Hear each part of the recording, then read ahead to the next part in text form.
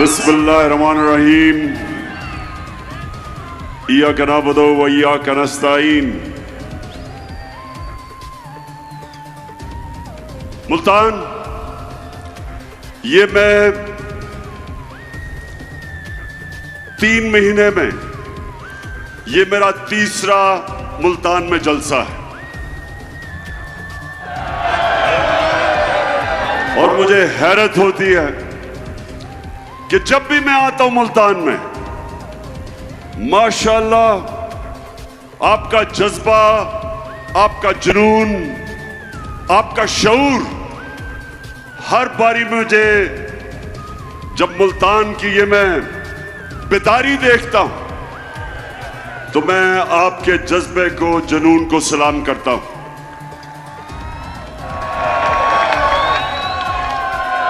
अब मुल्तान, आज मैंने आपसे कई बातें करनी हैं, लेकिन सबसे पहले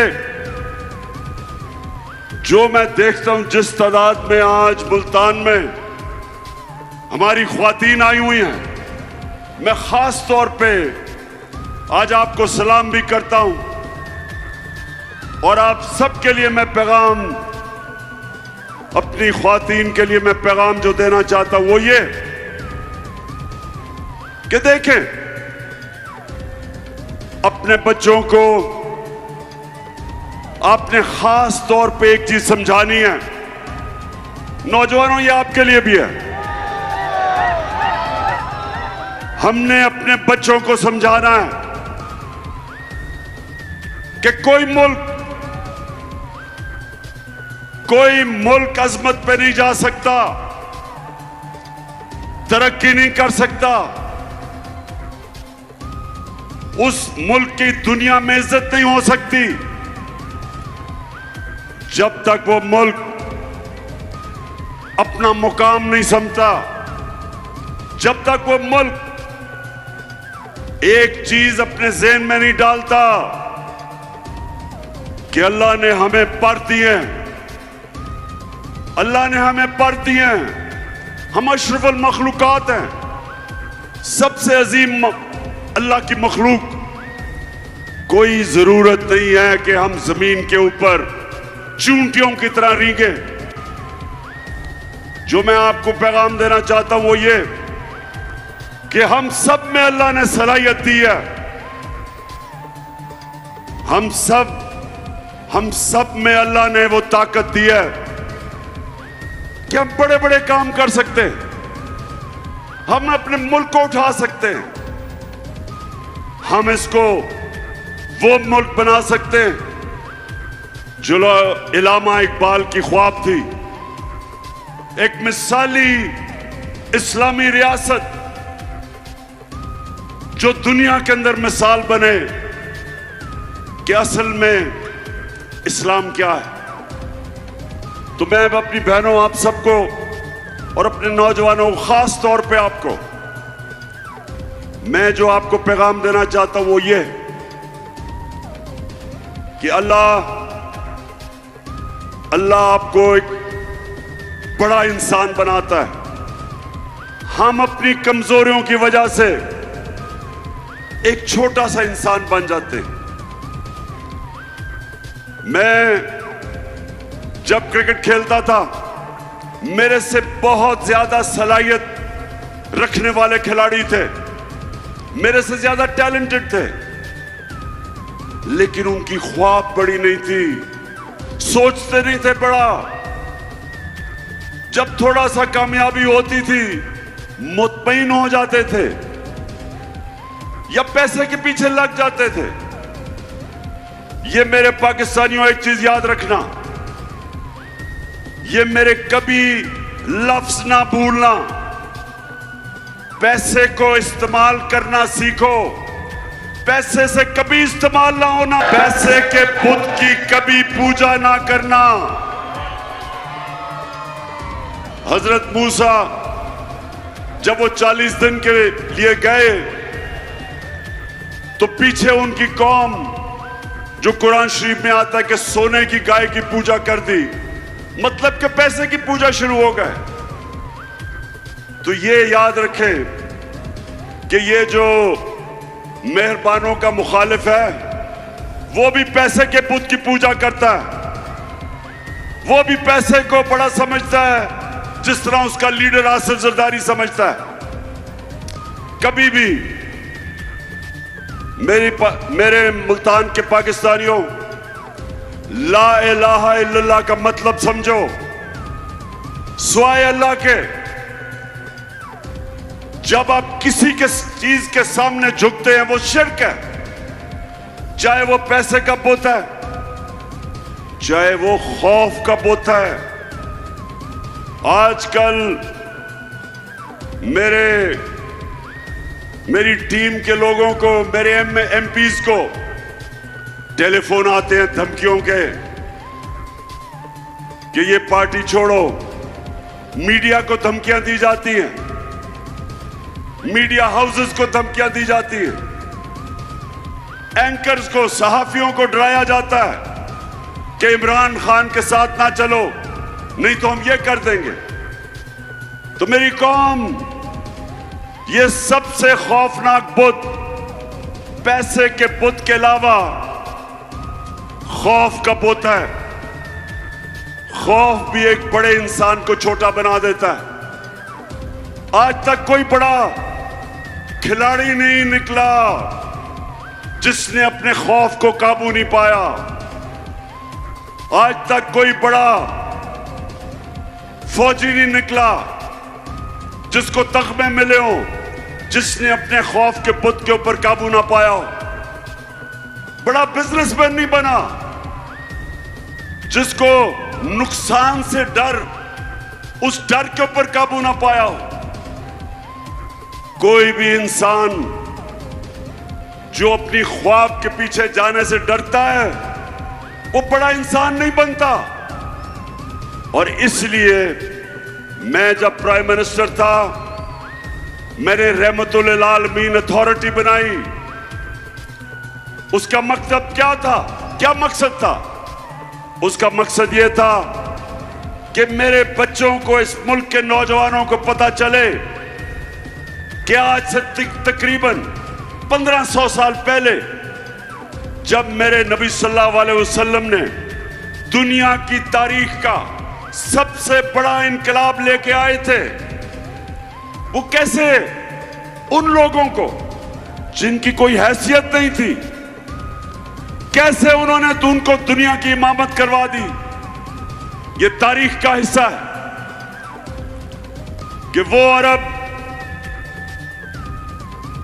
जो मदीना में मक्का में बसते थे, उनके दोनों तरफ दुनिया की उस वक्त की अजीम सुपर पावर्स थी, इनकी हैसियत ही कोई नहीं थी। और मेरे नबी सल्लल्लाहु अलैहि वसल्लम ने मदीना की रियासत में उनको ऐसा तब्दील किया, उनको छोटे से लोगों को बड़े इंसान बना दिया, उनके खौफ खत्म कर दिए। जो अल्लाह के सिवा जिन बुतों की वो पूजा करते थे, बुत खत्म कर दिए। वो लोग परवाज करते करते कई 100 साल तक उन्होंने दुनिया की इमामत की, दुनिया के अजीम तरीन कौम बन गए। इसीलिए अल्लाह हमें हुक्म देता है कि नबी सल्लल्लाहु अलैहि वसल्लम के रास्ते पे चलो। इसलिए नहीं कि आप अल्लाह को फायदा पहुंचाते, इसलिए कि जब आप नबी के रास्ते पे चलते हैं, आप एक छोटा सा आदमी बड़ा इंसान बन जाता है, इंसानों को पर लग जाते हैं। तो मेरी सबसे बड़ी कोशिश है कि मेरी अपनी कौम को किसी तरह अपने नबी की सुन्नत पे चलाऊं, ताकि मेरी कौम भी एक अजीम कौम बने। और वो बननी थी जो इलामा इकबाल की ख्वाब थी, और जो मेरे लीडर कायदे आजम ने जिसकी जदोजहद की थी, वो एक अजीम कौम थी। वो बननी थी, दुनिया के अंदर मिसाल हमने बनना था। उस रास्ते पे हमें वापस जाना है, और उसके लिए मुल्तान हमें हकीकी आजादी की जद्दोजहद करनी है। हमने अपने मुल्क को आजाद करना है। ये जो बैरूनी मुल्क साजिश के तहत चोरों को ऊपर बैठाया, जो बैरूनी मुल्क के गुलाम हैं, जिनके पैसे मुल्क से बाहर पड़े, ये जरदारी और नवाज शरीफ 30 साल से मुल्क का पैसा चोरी करके बाहर ले गए। ये वो लोग हैं जिनके जरिए हमें रिमोट कंट्रोल किया जाता है। ये वो लोग हैं जो दूसरों के बैरूनी मुल्कों के हुक्म पे हमारे फैसले करते हैं। इनमें इतनी जरूरत नहीं कि जब रूस हमें सस्ता तेल बेच रहा था, जब मैं रूस गया और उन्होंने हमें सस्ती गंदम भी देनी थी, सस्ता तेल भी देना था, इन्होंने जरूरत नहीं थी कि इनका जो आका है, जिन्होंने इनको ऊपर बैठाया, जो अमेरिकी साजिश के तहत आए कि कहीं अमेरिका ना नाराज हो जाए, लिहाजा मेरे लोगों को महंगा तरीन तेल, डीजल, पेट्रोल और उसकी वजह से बिजली,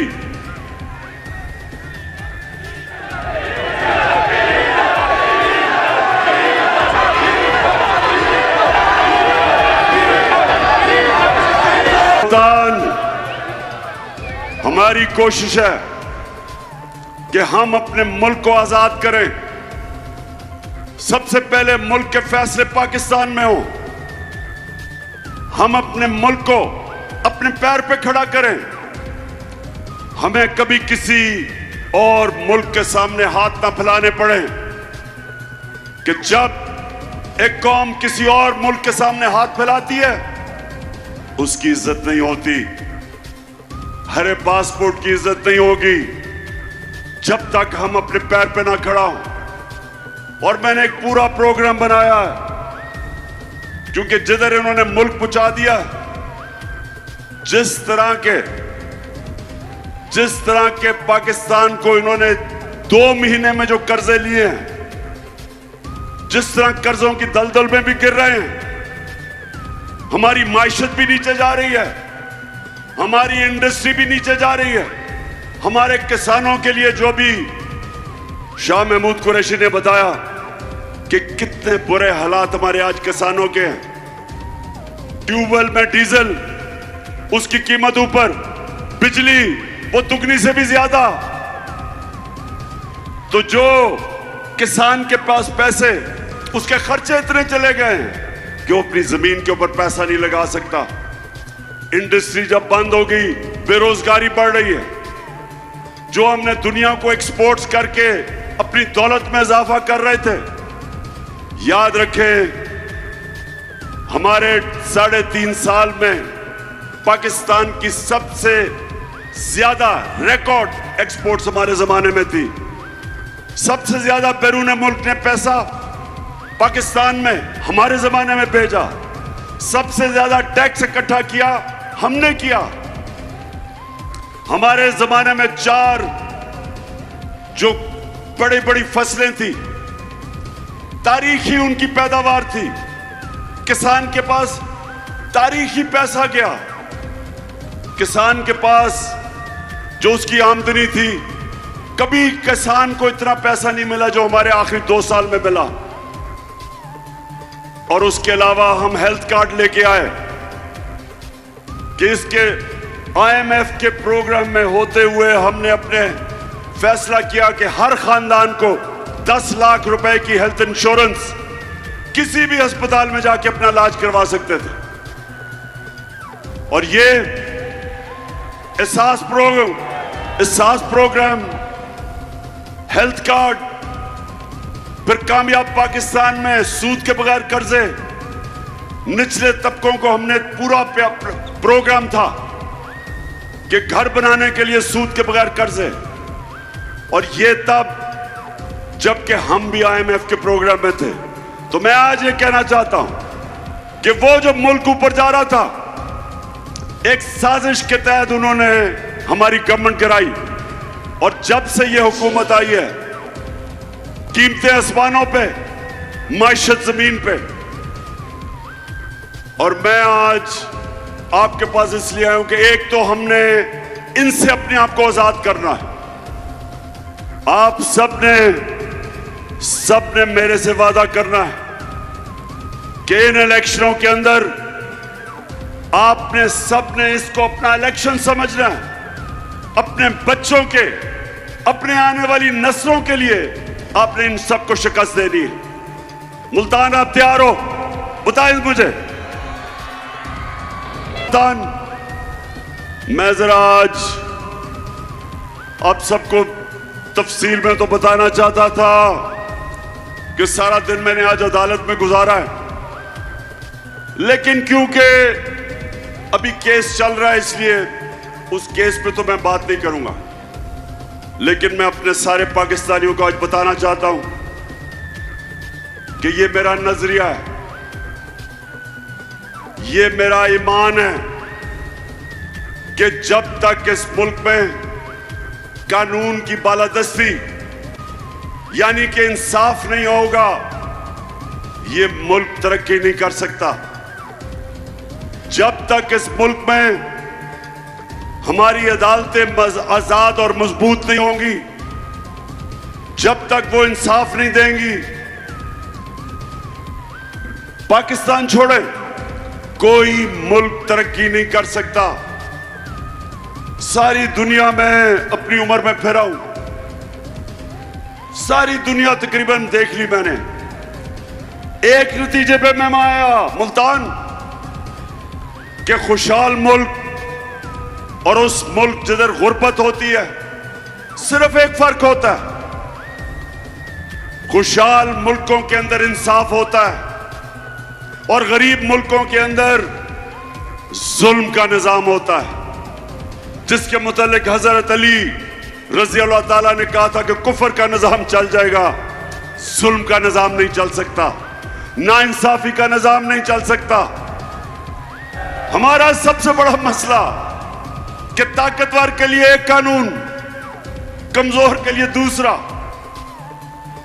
मैंने 26 साल पहले से अपनी कौम को उनकी तरबियत करने की कोशिश की इंसाफ के अंदर, क्योंकि मैंने बरतानिया में जो निजाम देखा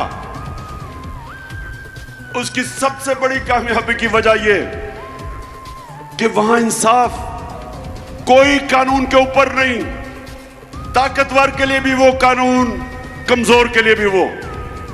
हमारा मुल्क का अलमिया क्या है? मुझे अभी भी मशवरे दिए जाते हैं कि इमरान खान तुम ऑपोजिशन को साथ मिला के चलो। जब मैं हुकूमत में था, अब कहते हैं कि हुकूमत असेंबली में चले जाओ, इनके साथ इकट्ठे बैठ के मामले तय करो। पाकिस्तानियों, मेरी एक बात सुन ले आप। मेरे नबी सल्लल्लाहु अलैहि वसल्लम ने जब फतह मक्का की तो उन्होंने सब काफिरों को माफ कर दिया, सबको माफ कर दिया। लेकिन जब उनके पास एक दरखास्त आई,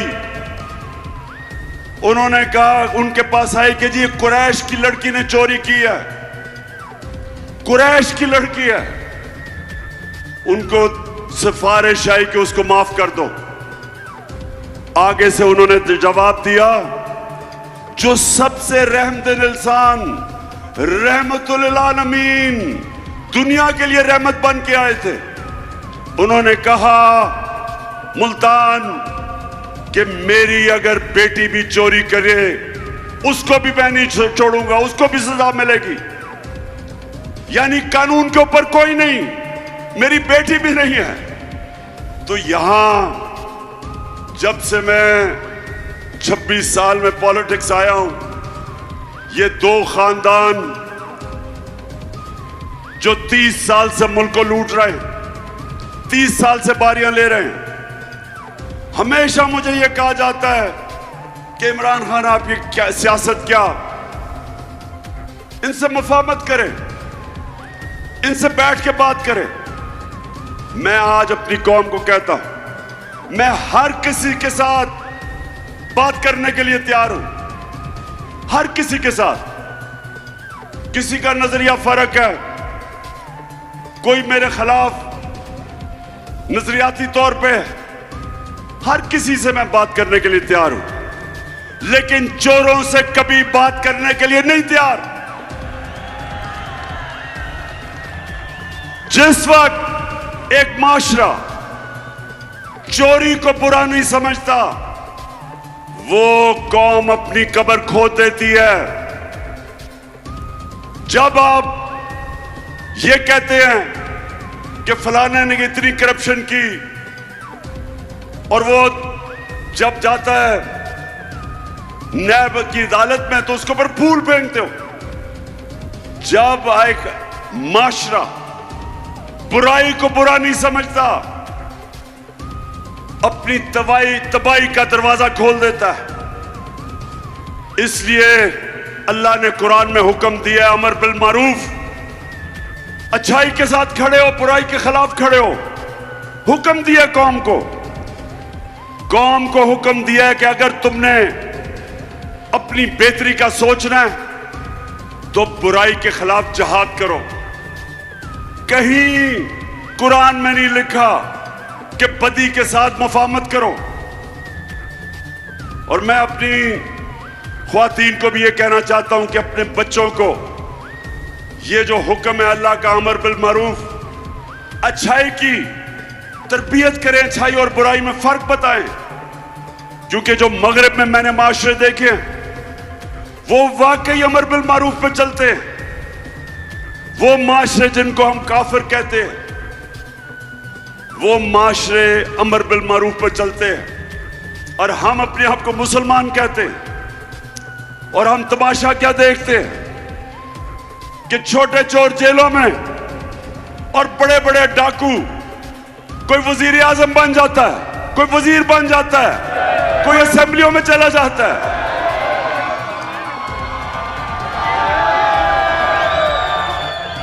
ये है हमारी दूसरी आजादी, हकीकी आजादी की जंग, कि हमने अपने आप को, वो लोग जो माशरे के अंदर फितना है, जो कब्जा ग्रुप है, हमने इनका मुकाबला करना है। क्यों नहीं स्विट्जरलैंड में कब्जा ग्रुप, क्यों नहीं यूरोप में कब्जा ग्रुप?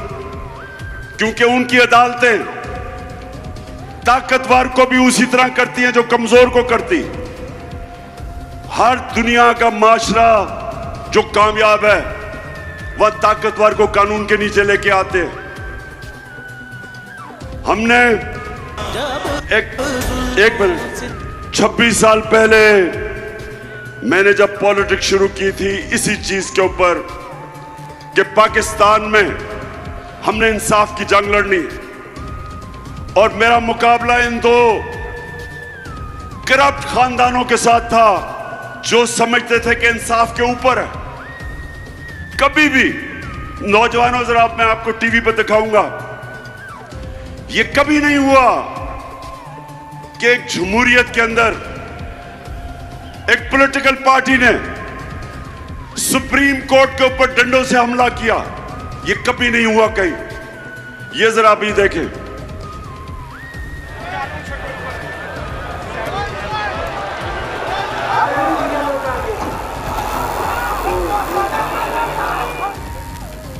ये सुप्रीम कोर्ट के बाहर खड़े हैं। ये 1997 की बात है। पुलिस ने रास्ता दिया इनको, नवाज शरीफ की हुकूमत थी। ये जरा देखें, सुप्रीम कोर्ट में पुलिस से इनको नून लीग के गुंडों को जाने दिया, क्योंकि वो नवाज शरीफ के खिलाफ फैसला करने लगा था जस्टिस शहजाद अली शाह। और ये देखें कि पुलिस तमाशा देख रही है और डंडे लेके 1997 में ये देखें सुप्रीम कोर्ट के अंदर घुस गए। दीवारें टाप के सुप्रीम कोर्ट के अंदर जा रहे हैं। ये मैं आपको ऐसे कॉमेंट्री दे रहा हूं जैसे क्रिकेट मैच की कमेंट्री हो रही हो। अब ये देखें,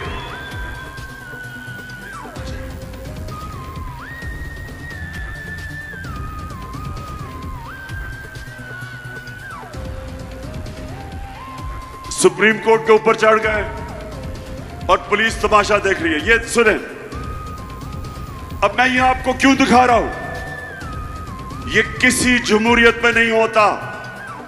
सजाद अली शाह को उन्होंने सुप्रीम कोर्ट से भगाया, वो जान भी बचा के भागा, जो चीफ जस्टिस था, और फिर इन्होंने जजेस को, बाकियों को पैसा चलाया, ब्रीफ केस चलाए और सजाद अली शाह को हटाया गया। कोई एक्शन नहीं लिया गया इनके ऊपर। और ये वो लोग हैं जो आज मुल्क पे मुसल्लत है और आज कहते हैं चोरी हमने की है, हमें एनआरओ दो, हम कानून से ऊपर हैं। उधर वो नवाज शरीफ बैठा हुआ लंदन में, वो इंतजार कर रहा है कि पहले मेरे केसेस खत्म करो, फिर मैं दूसरी दफा एनआरओ लेके पाकिस्तान आता हूं।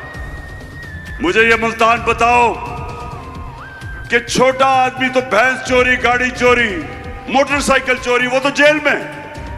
तो जो अरबों रुपए मुल्क के लूट के बाहर जाता है, वो कहता है कि मैं कानून के ऊपर हूं। और ये है जंग, इंसाफ की जंग है पाकिस्तान में। हम सब ने मिलके, जब तक हम इंसाफ नहीं, ताकतवर को कानून के नीचे नहीं लेके आते, ये कौम आजाद नहीं होगी। थानों में जुल्म होंगे, ताकतवर झूठे केस करवाएगा कमजोर पे, थानों में जुल्म, जमीनों पे कब्जे, हर जगह कमजोर आदमी पिसेगा। आज जो बैरून मुल्क पाकिस्तानी है, मुल्तान ये सुन लो, मेरे पाकिस्तानी भी सुन रहे होंगे, आज ये याद रखें कि जो दलदल में हमें इन्होंने फंसा दिया है 4 महीने में, इससे अब सिर्फ एक तरह हम निकलेंगे। बैरूनी मुल्क जिनसे हम इमदाद मांगते हैं, वो अब नहीं देंगे। वो अगर देंगे भी तो वो हमारी आजादी छीनेंगे। इसलिए एक ही तरीका है, 1 करोड़ पाकिस्तानी बाहर बैठा है, ये हमारा सबसे बड़ा असास है। और इसको जिस दिन इनमें से 1 करोड़ में से 5 लाख ने भी पाकिस्तान में सरमायाकारी कर दी, अरबों डॉलर मुल्क में आ जाएगा। ये हैं जो लोग हमें आजाद करेंगे बैरूनी मुल्क के कर्जों से। लेकिन वो कभी नहीं आएंगे, वो कभी पाकिस्तान में सरमायाकारी नहीं करेंगे जब तक हमारा इंसाफ का निजाम ठीक नहीं होता, कॉन्ट्रैक्ट एनफोर्समेंट नहीं होती, जब तक उनको ये एतमाद ना हो कि जब वो सरमायाकारी करेंगे उनसे फ्रॉड नहीं होंगे। वो इसलिए दुबई चले जाते हैं, वो मलेशिया चले जाते हैं, लेकिन पाकिस्तान में सरमायाकारी नहीं करते।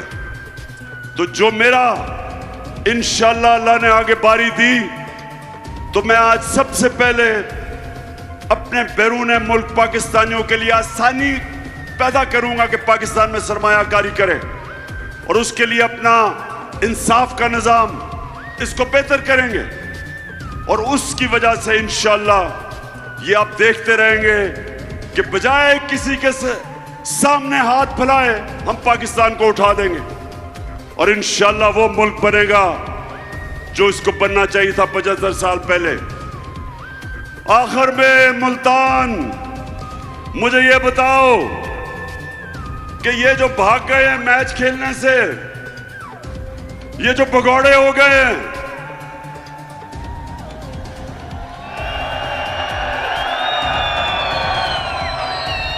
मुझे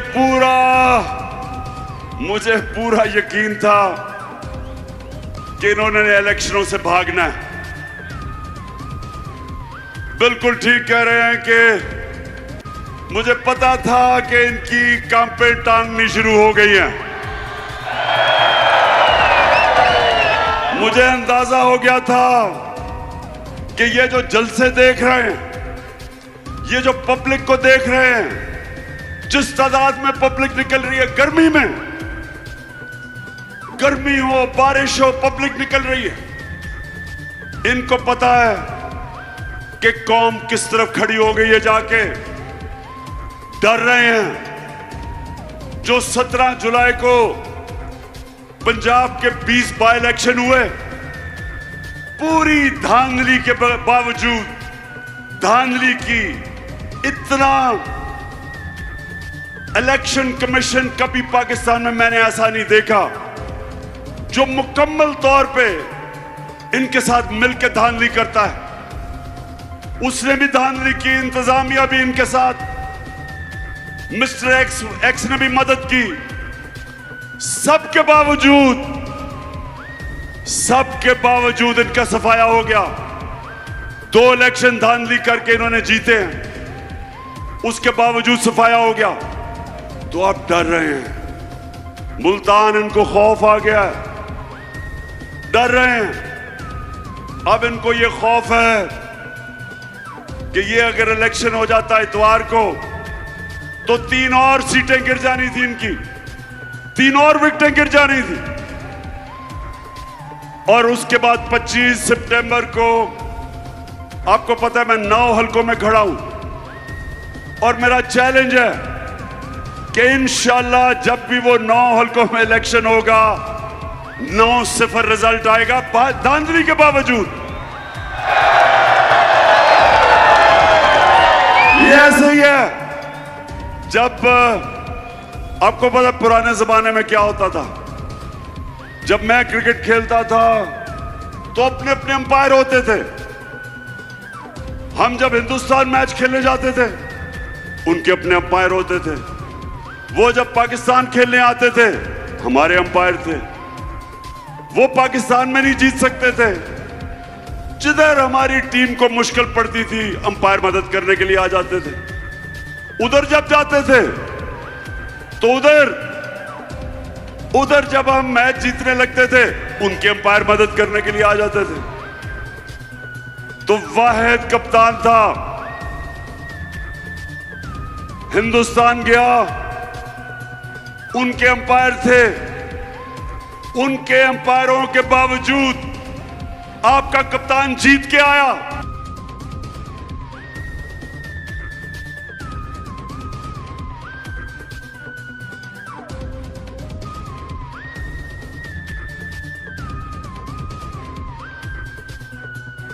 और इस बारी मुल्तान, इस बारी पहले हमने 17 जुलाई को जो चीफ इलेक्शन कमिश्नर ने इनके साथ मिलकर बैटिंग की, उसको भी हराया, इनको भी हराया, इंतजामिया भी इनकी थी, उसको भी हराया, और मिस्टर एक्स को भी हराया।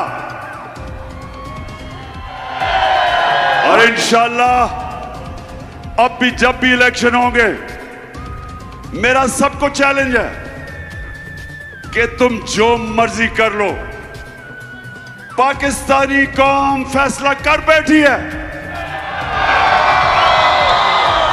जो मर्जी करो, पूरी कोशिश है इनकी कि किसी तरह इमरान खान को मैच से निकाला जाए।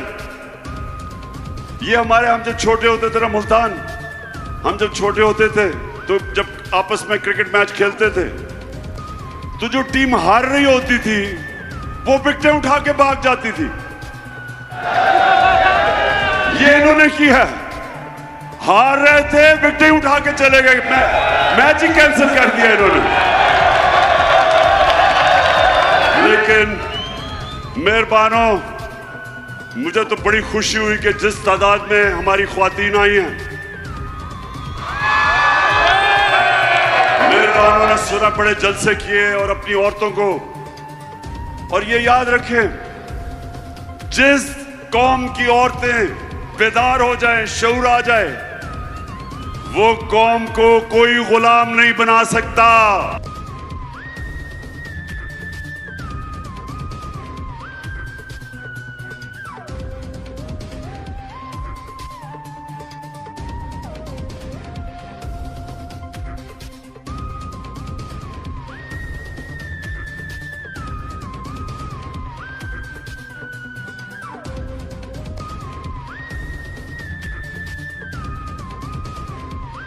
आजकल हालात ऐसे हैं, मुल्तान आजकल हालात ऐसे हैं कि वालिद जनाब या पीपल्स पार्टी या नून लीग के लिए मेहनत कर रहा है, जब घर आता है तो पता चलता है कि बीवी बच्चे सारे तहरीक इंसाफ में आ गए हैं।